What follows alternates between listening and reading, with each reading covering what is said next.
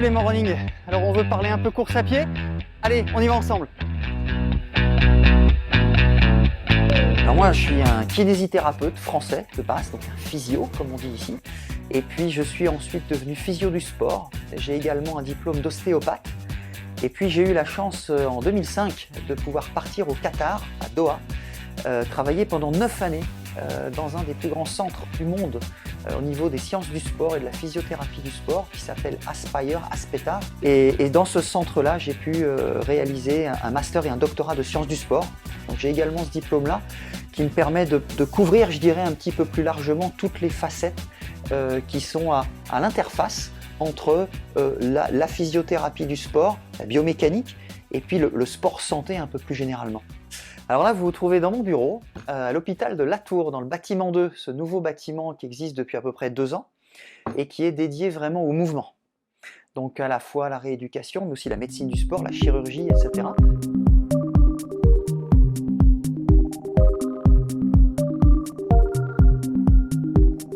Kiné, physio, podologue, ostéopathe, chiropracteur, c'est souvent des professions qu'on a tendance à vouloir un petit peu mélanger parce que ce sont des gens qui travaillent avec leurs mains pour le bonheur de leurs patients. Non, ce sont des professions en fait très différentes quand on rentre dans le détail, mais qui travaillent souvent main dans la main, sans mauvais jeu de mots. Donc on peut avoir tendance à confondre un petit peu. On va dire que voilà, c'est plus de la thérapie manuelle pour les collègues ostéopathes et chiropracteurs. Maintenant, il y a une bonne partie de la physiothérapie qui se fait aussi par la prescription d'exercices, du monitorage de la charge d'entraînement, et puis bien sûr, il reste une partie pratique et manuelle qui est notre cœur de métier.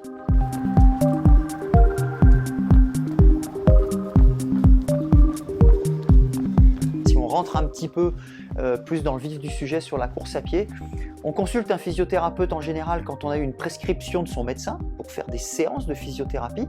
Ça, c'est un petit peu la classique. Et puis de plus en plus, on va consulter un physiothérapeute directement parce qu'on considère qu'il y a un vrai besoin en prévention ou en soins et qu'on a simplement envie d'avoir le contact avec un professionnel de santé aguerri, si en plus il pratique lui-même c'est encore mieux, sur quelques questions qu'on se pose directement par rapport à notre pratique. Alors moi j'y suis à la fois croyant et pratiquant parce que j'ai été un sportif de haut niveau il y a très longtemps. Je faisais du 800 mètres moi à haut niveau en France et puis allez on va dire je pratique toujours entre 2 et 4 fois par semaine en fonction de l'activité professionnelle, de la course à pied et puis un petit peu de renforcement à côté. C'est important de renforcer si on veut courir sans se blesser.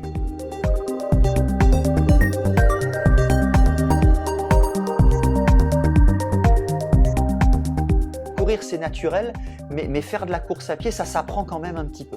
Il faut rester relativement spontané, il ne faut pas trop intellectualiser la pratique d'un sport fun. Et puis en même temps, on se rend compte qu'il y a quelques concepts qu'il faut quand même connaître si on veut performer un petit peu et si on veut ne pas se blesser trop rapidement dans notre pratique. À quel moment on commence à s'entraîner vraiment? À quel moment on est vraiment un coureur à pied? Nous, on pense qu'à 2 ou 3 fois par semaine sur une pratique régulière sur l'ensemble de l'année, ça va déjà être un entraînement relativement intéressant de course à pied. Je dirais alors intéressant et dangereux. Ça veut dire intéressant et puis en même temps, il va falloir commencer à se poser des questions sur comment je monitore ma charge, à quel moment je mets mes séances et quelles activités je fais un tout petit peu en parallèle de ma course à pied pour gagner le droit de courir sans me blesser. Malheureusement, je suis obligé de dire, et je ne prêche pas que pour ma paroisse, on voit arriver beaucoup de gens qui ne couraient que pour le plaisir, qui ne couraient qu'une fois ou 2 par semaine et qui couraient 1 heure et qui couraient des fois 2 jours de suite.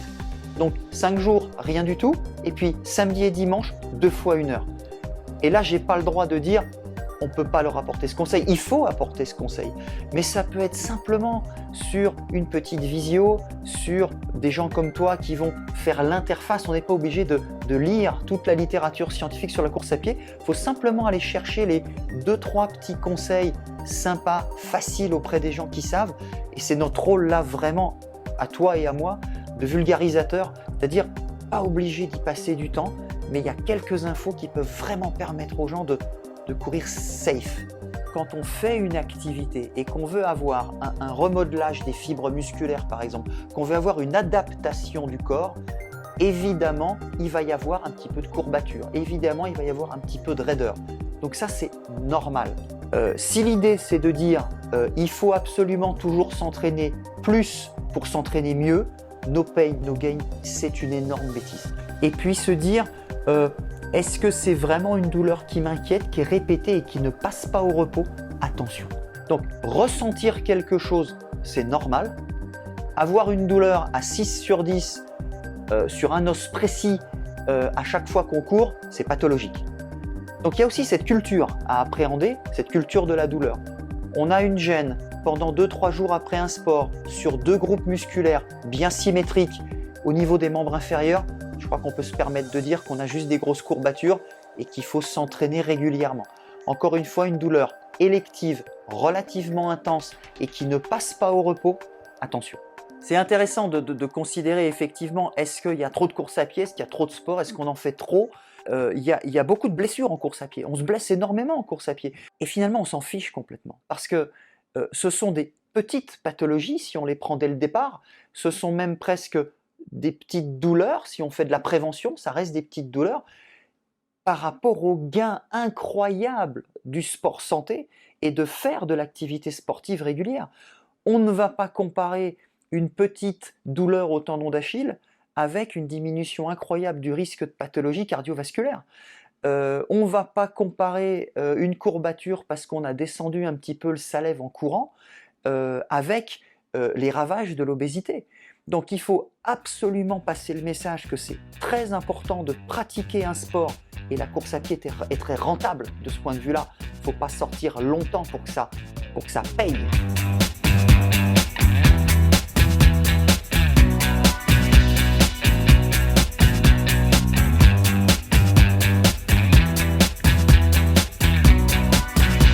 Trois conseils à donner aux débutants pour éviter de se blesser. Peut-être en premier, commencer progressivement sur le volume. C'est-à-dire accepter au départ de ne courir peut-être que 20 à 30 minutes et voir un peu ce que ça donne. Deuxième conseil que je donnerais aux débutants, c'est quand même d'essayer peut-être de se retrouver dans une communauté de coureurs au départ pour se faire sa petite culture de coureur. Troisième chose que je dirais assez rapidement à un débutant, c'est mets-toi dans la tête que tu vas devoir à un moment, si tu te piques au jeu, faire un tout petit peu autre chose que de la course à pied à côté. Je parle de renforcement musculaire surtout, pour pouvoir progresser et ne pas te blesser. Bien solide, bien gainé, ouais, super. Regardez devant, bien droit, super Alessandro.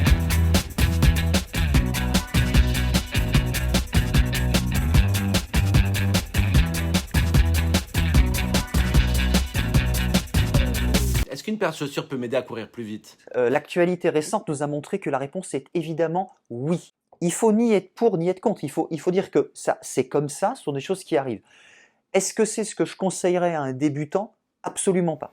Il faut d'abord faire le coureur et ensuite on parle de la chaussure ou de la montre ou des équipements.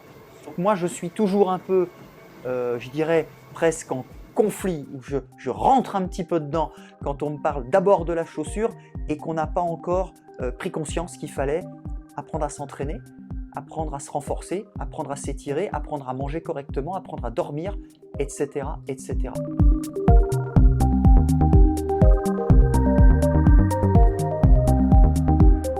80-85% à peu près de la population mondiale court en posant d'abord son talon et puis ensuite en déroulant son pied. C'est comme ça, c'est statistique.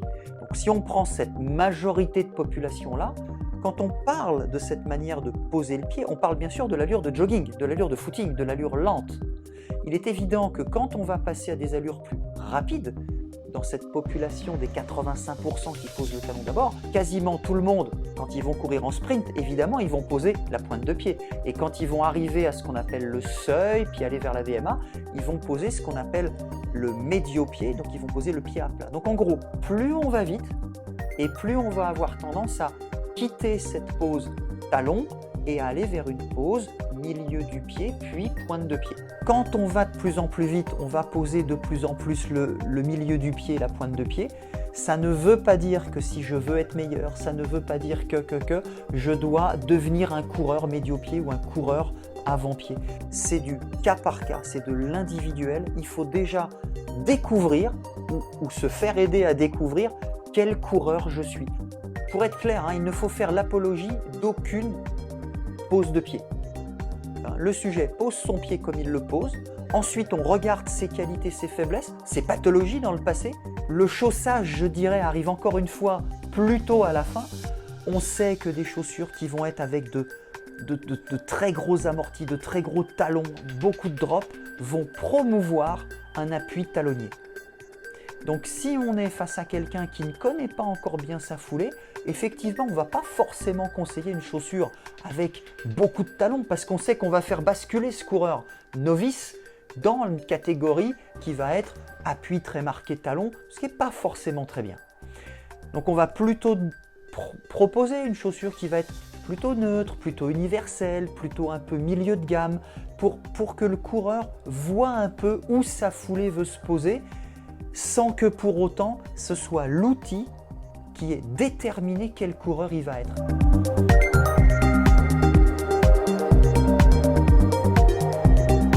Alors à quel moment on peut appréhender une distance marathon de manière raisonnable dans sa vie de coureur? Je dirais il y a à la fois une notion de temps, bien sûr, mais il n'y a pas que le temps, il y a aussi qu'est-ce que j'ai fait pendant ce temps-là. Pour être un marathonien, il faut avoir été un semi-marathonien et il faut avoir été capable d'avoir fait des sorties de 30-35 à l'entraînement avant. Pour avoir été un bon semi-marathonien, il faut avoir fait des 10 bornes. Et puis pour avoir fait des 10 bornes, il faut avoir été un bon coureur, un bon débutant. Je dirais il faut le temps que le coureur mature un petit peu. Donc je crois que l'idée à faire passer, c'est que ça se compte quand même en mois et en poignées de mois. Est-ce que je peux retrouver mes mêmes capacités après 3 mois d'arrêt? Est-ce qu'on peut retrouver ces capacités après cette période de pandémie qu'on vient de connaître? On s'attend, nous, à avoir une épidémie de blessures en course à pied dans les mois qui viennent sur des gens qui vont reprendre un petit peu trop dans l'enthousiasme, je dirais, de la liberté retrouvée. Donc, reprise progressive, ne pas oublier qui on est, à quel niveau j'étais avant et repartir de ce niveau-là, voire même un petit peu en dessous, je dirais. Et puis, toujours les mêmes conseils qu'on donne à tous les coureurs. Préférez toujours vous occuper de vous, de votre corps, de vos muscles, de votre renforcement, plutôt que de parler trop vite du matériel, de la chaussure, de la Garmin, etc. Et puis de continuer à aimer ce que vous faites, à prendre du plaisir, c'est-à-dire vous écouter, faire preuve de bon sens. Et puis vraiment, si encore une fois, quelque chose ne va pas du tout, là vous pouvez venir nous voir et on sera content de vous conseiller. Allez, salut!